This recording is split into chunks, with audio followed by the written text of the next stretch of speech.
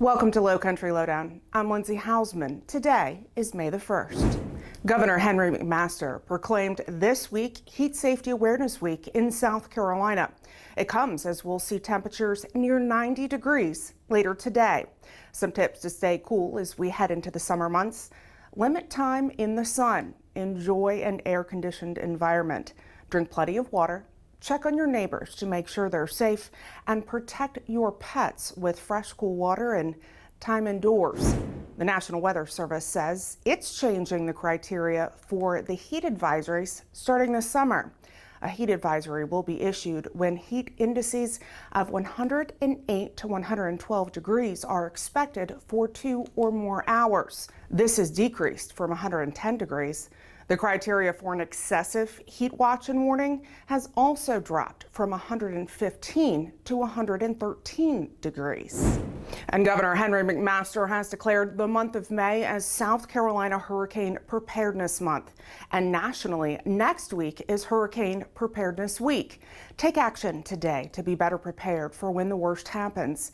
Understand your risk from hurricanes and begin preseason preparations now. Make sure to understand how to interpret forecasts and alerts. Also know what to do before, during, and after a storm. Each day next week, we'll share important information on our social media platforms in preparation of hurricane season, which starts June 1st.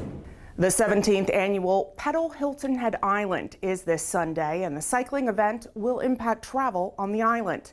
More than 700 cyclists are expected to participate. All races begin and end at Lowcountry Celebration Park. They start at 7:30 in the morning and should wrap up by lunchtime. Impacted roads are included there on your screen, and we'll have deputies along the route. Please use extra caution when traveling on the island this Sunday.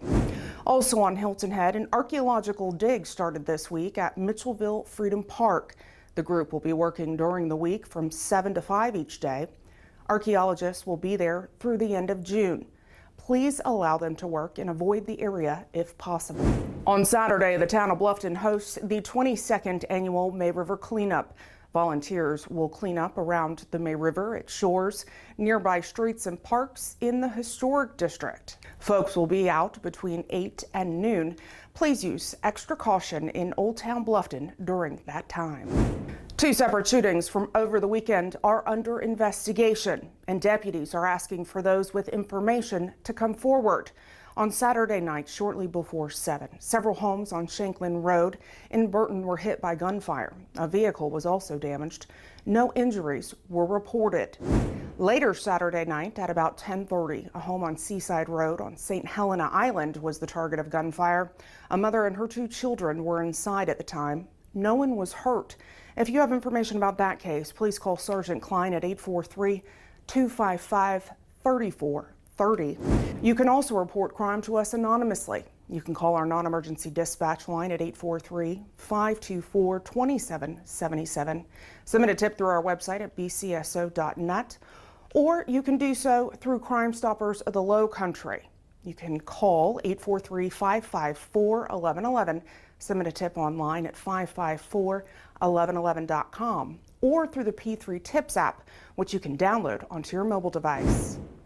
On Friday, we joined the Abell family in saying goodbye to Emily Abell. She was a dispatcher in our communication center and passed away on April 18th.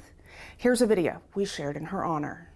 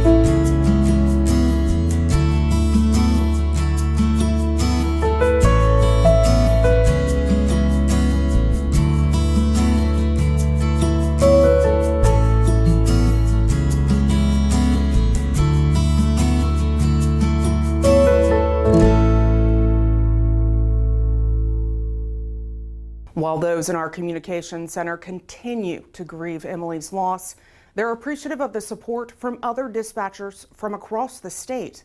Ahead of her funeral, dispatchers from Jasper, Berkeley, Dorchester, Calhoun, and Charleston counties, as well as from the cities of Somerville, Goose Creek, and Columbia, filled the seats of our communications center.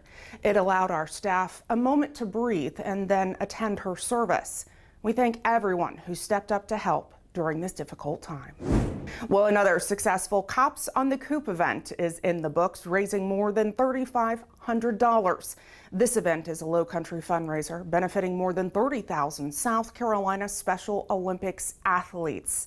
Members of our agency were proud to team up with folks from Bluffton Police and South Carolina DNR, as well as Special Olympics, to raise money for such a great cause on Thursday at the Chick-fil-A in Bluffton. That is overwhelmingly incredible because, you know, when you got a police officer and a Special Olympics athlete out here together asking for $1 or a donation, usually it's yes, you know, so it just means so much to have the athletes. And that's what it's truly about. You know, we're here to raise money, but we're also here to learn life skills, and having an athlete and a law enforcement getting to know each other to make true friendships, it doesn't get any better than that. All money collected goes straight to the athletes. Thank you again to those who donated.